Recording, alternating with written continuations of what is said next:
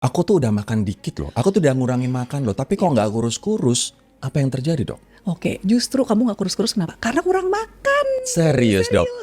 Karena terlalu sedikit. Karena mindset tadi, oh ya aku harus ngurangin makan. Aku dikitin deh, bahkan kadang skip.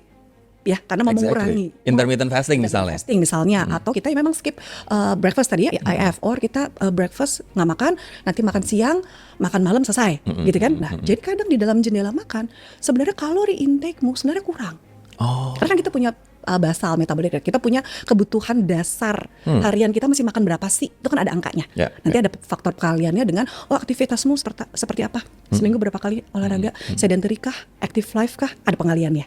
Jadi ada angkanya. Nah, angka itu nggak boleh kita kurang dari itu sebenarnya. oh, Akhirnya kenapa? Oke, Dok, aku IF sebulan 2 bulan turun. Iya, cakep.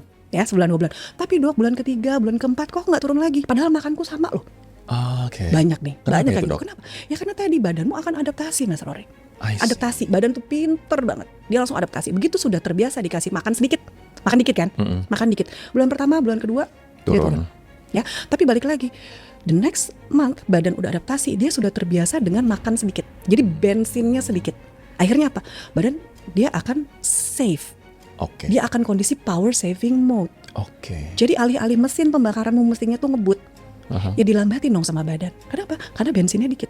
Hmm, Bensinnya dikit. So, on the long run, ya mesinmu melambat. Ya. Jadi yang tadinya kamu makannya kebutuhanmu segini tadinya ya, terus dengan kita IFF turun dong. Ya kita kurangin makan. Ya kita kurangin makan. Jadi terjadi defisit. Itu yang bikin turun di Ya, awal. ya. Tapi lama-lama karena makannya sedikit tadi, ya Tubuh menyesuaikan. Tubuh menyesuaikan. Tak, kebutuhannya jadi segini. Jadi sama. Jadi sama. Dok, aku makannya sama. Kok sekarang nggak turun? Coba sekarang lihat, ada defisit nggak? Nggak ada. Sementara kalau ngurangin makan lagi kelaparan Nggak dong bisa, kita, nggak Dok. boleh kurangin makan lagi. So Yeah. caranya gimana? Bukan kita kurangin, tapi kita gedein mesinnya. I see. Jadi Pembakaran kalorinya, pembakaran Dok. kalori digedein dengan makannya harus cukup. So Oke. I bilang biasanya ke pasien-pasien, Dok makanku udah dikit. Justru kenapa kamu nggak turun? Karena kamu makannya terlalu sedikit. I see. Langsung tuh aku ubah, ya kan aku ubah tuh. Itu masa orang sih? langsung shock. Masa sih makan sebanyak ini, gitu kan? Ah. Dan sering. Aku biasanya memang kasih makan lebih sering, ya supaya ya terkontrol tadi rasa laparnya kekontrol karena kita makan lebih sering. Nah.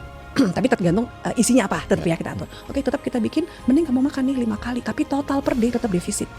Pokoknya kuncinya gitu kan. Kalau kita ngomongin diet untuk obesitas ya, Ya, untuk ya. obesitas intinya defisit kalori, udah nggak ada kata lain. Nggak ada kata Mau lain. apapun yang kamu lakukan, pokoknya hanya bisa terjadi jika terjadi defisit kalori. Oke, Once tidak terjadi defisit kalori, ya nggak akan turun. nggak akan turun.